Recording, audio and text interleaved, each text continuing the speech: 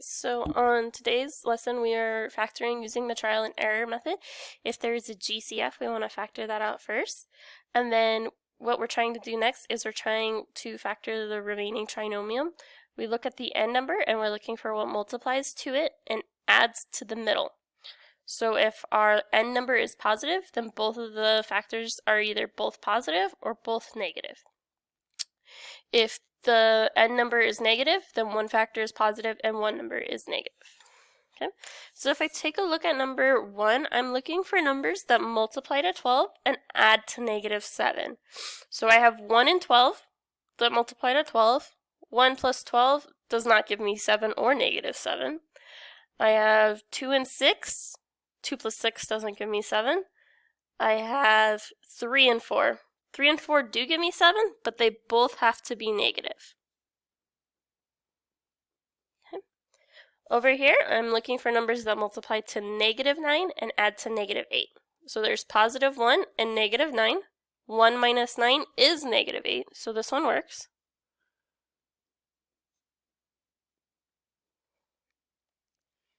Okay.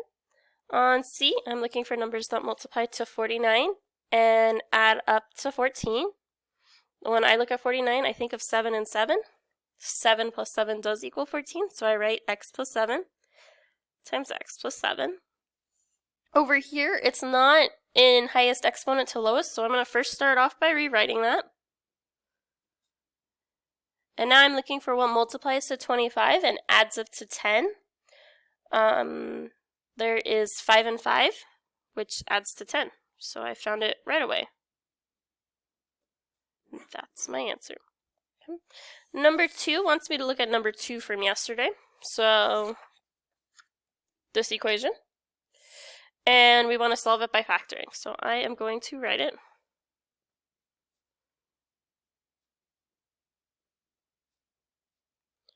So if I take a look at all 3 of those numbers, they all can be divided by 16.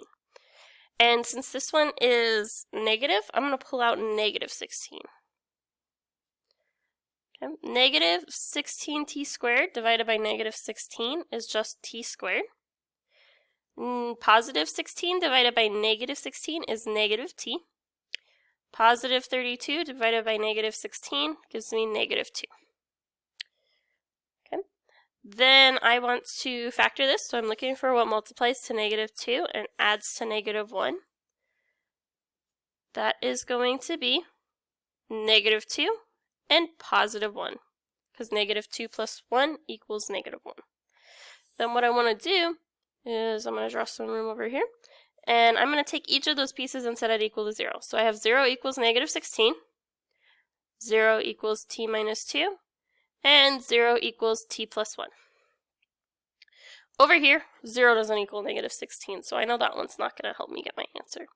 On the middle one, I add 2 to both sides. I get t equals 2. And over here, I subtract 1 from both sides, and I get t equals negative 1. Number 3 asks if both of the solutions above in number 2 also answer the question, at what time does the book strike the ground? Remember, t is saying 2 seconds, or t is saying time in seconds. So 2 seconds it'll hit the ground, and negative 1 second. So, no. Only 2, because you can't go back in time.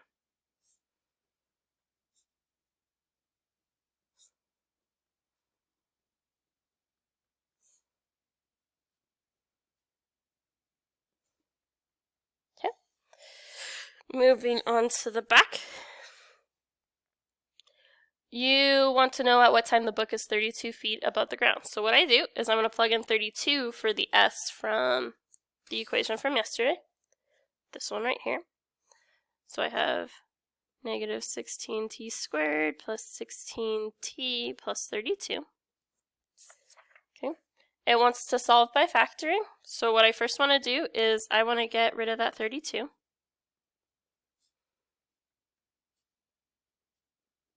Because I need it to equal 0. So I subtract 32 on both sides, and then I get 0 equals negative 16t squared plus 16t. What I want to do next is factor out the negative 16.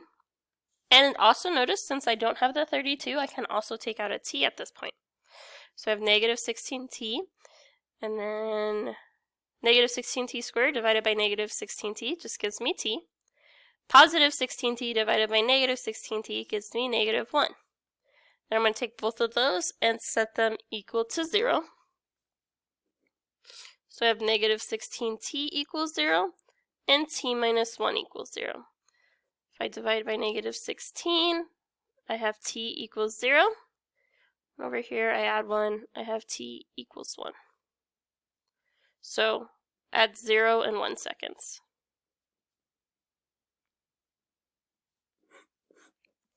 Okay.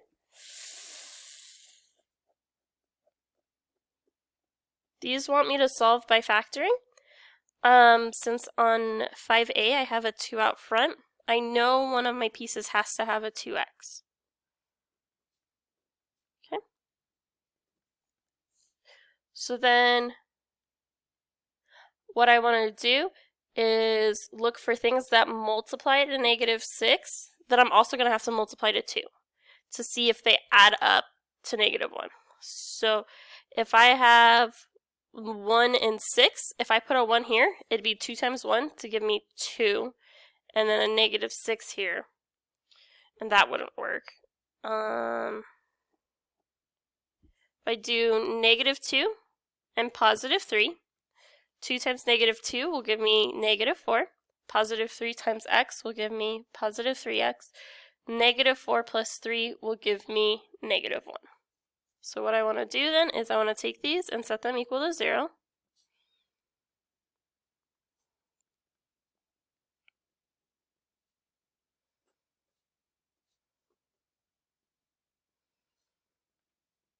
And I get x equals negative 3 halves and x equals 2. Over here on b, I can take out a 3x from both of them. I have 3x times x minus 2 equals 0.